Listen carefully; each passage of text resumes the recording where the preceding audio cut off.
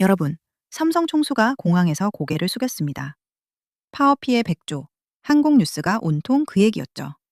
그런데 같은 시간, 미국 큰손들은 바로 그 삼성을 조용히 사모으고 있었습니다. 한쪽은 던지라고 떨고, 한쪽은 지금이 기회라며 담습니다.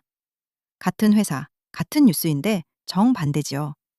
5월 6일 하루에만 외국인이 우리 증시에서 사들인 돈, 역대급 규모였습니다.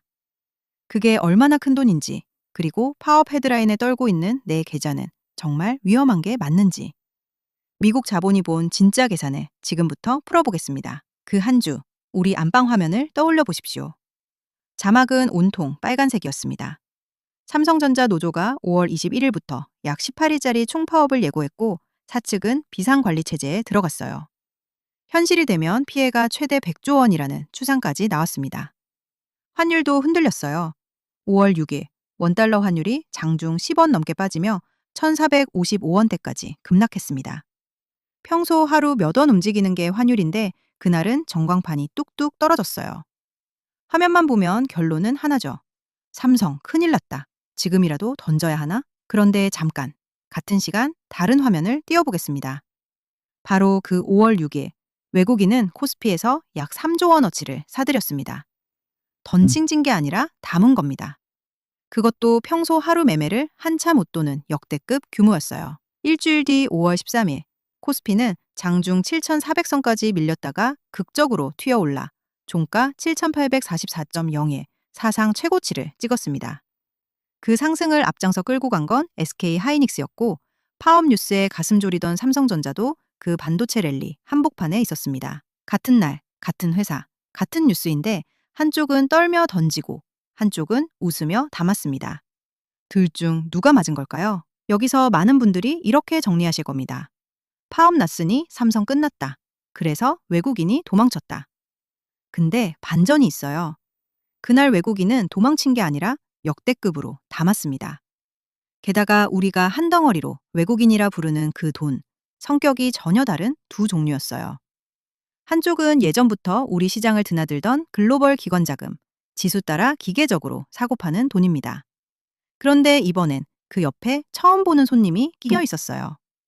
외국인이라고 다 같은 외국인이 아니었던 거지요. 이 둘을 묶어보니 그림이 안 보인 겁니다.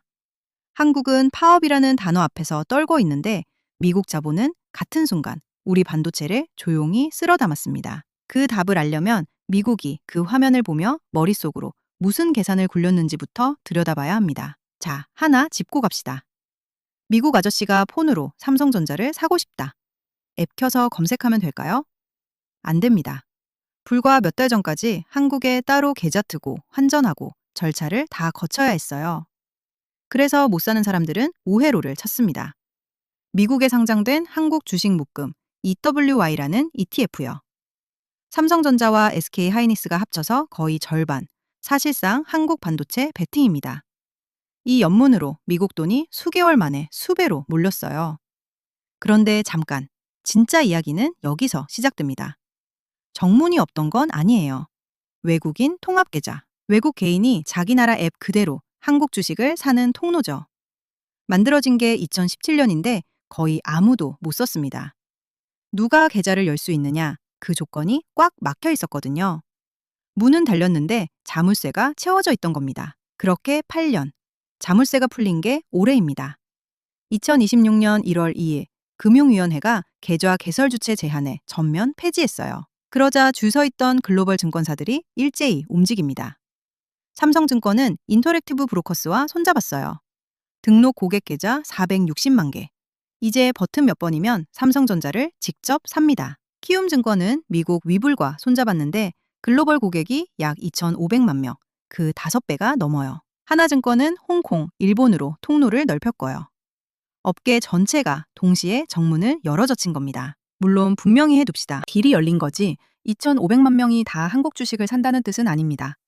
살 수 있게 된 것과 사는 건 다른 이야기죠. 다만 돈이 들어올 구조 자체가 바뀌었습니다. 단기 등락보다 훨씬 무거운 변화예요. 근데 이쯤 되면 이런 생각 드실 겁니다. 외국인 돈 들어와 봤자 또 단타치고 쏙 빠지는 거 아니냐? 한두 번 당해본 게 아니잖아요. 충분히 의심하실 만합니다. 그 얘기 안 넘어갑니다. 뒤에서 데이터까지 펴놓고 정면으로 따져드릴게요. 문이 열린 거랑 들어오는 거랑은 또 다른 문제죠. 하필 파업으로 온 나라가 시끄러운 이 시점에 미국 자본은 왜 그 문을 밀고 들어왔을까요? 자, 누구나 떠올리는 질문이 있죠. 공장이 멈추면 실적이 빠지고 그럼 주가는 떨어지는 게 상식입니다. 그런데 월가는 정반대로 움직였어요. 왜 그랬을까요? 월가가 본 건 파업이라는 단어가 아니라 메모리 가격표였습니다. 올해 2분기 D램 계약 가격이 한 분기 만에 약 58에서 63%뛸 거라는 전망이 나왔어요. 작년 10,000원 받던 걸 단 석 달 만에 16,000원에 팔고 있다는 얘기입니다. 시장 예상치 40에서 50%를 한참 넘긴 거지요. 이유가 더 중요했습니다. AI 때문에 메모리가 없어서 못 파는 상황. 엔비디아 한 곳의 구매 약정만 약 143조 원, 1년 전 대비 6배입니다. 그런데 메모리 공장 하나 짓는데 보통 4년에서 5년이 걸려요. 주문은 산더미인데 만들 곳은 정해진 구조적인 공급 부족, 월가는 이 그림을 본 겁니다. 그러니 월가 입장에서 파업은 이 거대한 흐름 위에 잠깐 낀 잡음이었어요. JP모건이 못을 박았습니다. 삼성전자 목표 주가 35만 원에 그대로 두면서 파업으로 주가가 조정받으면 그게 오히려 매수 기회라고요. 떨어지면 더 사라는 얘기입니다. 우리가 단어 하나에 밤잠 설치는 동안 미국은 그 너머의 구조를 두드려보고 있었던 거지요. 여기서 가슴이 좀 묵직해지는 대목이 나옵니다. 전 세계 반도체 주가는 보통 앞으로 1년 이익의 15배에서 20배로 매겨집니다. 그런데 한국 반도체는 7배 수준이에요. 같은 이익을 내고 같은 세계 1등 메모리를 만드는데 한국 회사라는 이유로 절반도 안 되는 값이 매겨지고 있었던 겁니다. 코리아 디스카운트지요. 우리가 헤드라인에 떨며 던져야 하나 검색할 때 미국 자본은 그 저평가를 먼저 알아보고 조용히 담고 있었어요. 분하기도 하고 한편으론 그만큼 우리 기업이 단단하다는 증거이기도 합니다. 자, 그런데 이런 생각이 드실 겁니다. 그래서 파업은 아무 영향이 없다는 거냐? 미국만 믿어도 되는 거냐? 아닙니다. 그렇게 단순한 얘기가 아니에요. 미국의 계산에도 분명 빈틈은 있습니다. 떨고 있는 내 계좌가 정말 괜찮은 건지 그 답은 아직 나오지 않았습니다. 자, 미국의 계산은 다 봤습니다. 그런데 떨고 있는 내 계좌 정말 괜찮은 걸까요? 솔직하게 가겠습니다. 떨어야 할 일과 차분히 지켜볼 일은 분명히 다릅니다. 그 둘을 갈라드리겠습니다. 먼저 외국인 또 먹튀 아니냐, 단타 아니냐. 이번에 열린 통로는 외국 개인 자금입니다. 글로벌 기관은 예전부터 비중 맞추느라 기계처럼 사고 던졌지만 외국 개인은 상대적으로 더 오래 들고 가는 성향이 있어요. 다만 낙관은 금물입니다. 5월에도 외국인은 한쪽에서 사고 한쪽에선 차익을 실현했습니다. 들어온 속도만큼 빠르게 나갈 수도 있다. 이건 그대로 받아들이셔야 합니다. 둘째, 환율. 5월에 1,450원대까지 떨어진 건 외국인 매수만의 결과가 아니라 중동 리스크 완화가 동시에 작용한 겁니다. 게다가 원화가 강해지면 삼성전자 같은 수출 기업은 달러를 원화로 바꿀 때 손해를 봅니다. 환율은 양날의 검이에요. 셋째, 파업. 정직하게 파업은 분명한 악재입니다. JP모건조차 노조안이 수용되면 올해 영업이익이 일부 깎인 빈다고 인정했으니까요. 그런데 바로 여기서 상황이 움직였습니다. 5월 16일 이재용 회장이 출장 일정을 바꿔 귀국하더니 공항에서 직접 고개를 숙였습니다. 매서운 비바람은 자기가 맞겠다. 노조와는 한 가족이라고요. 정부도 중재에 나섰고 노사는 18일 다시 교섭 테이블에 앉기로 했습니다. 총수가 직접 등판한 겁니다. 다만 분명히 합시다. 타결이 아니라 재개고, 합의가 깨지면 21일 총파업은 그대로 강행입니다. 불씨는 살아있어요. 그런데 바로 그 JP모건이 함께한 말이 있죠. 조정이 오면 오히려 매수 기회라고. 악재를 알고도 그 너머 구조를 본다는 겁니다. 그럼 뭘 봐야 할까요? 하나, 통합계좌에서 실제 거래가 얼마나 도는지. 둘, 외국인이 계속 담는지 차익 실현으로 트는지. 셋, 환율 방향. 넷, 파업 전개. MSCI 선진국 편입 얘기가 자주 나오는데 이건 확정이 아닙니다.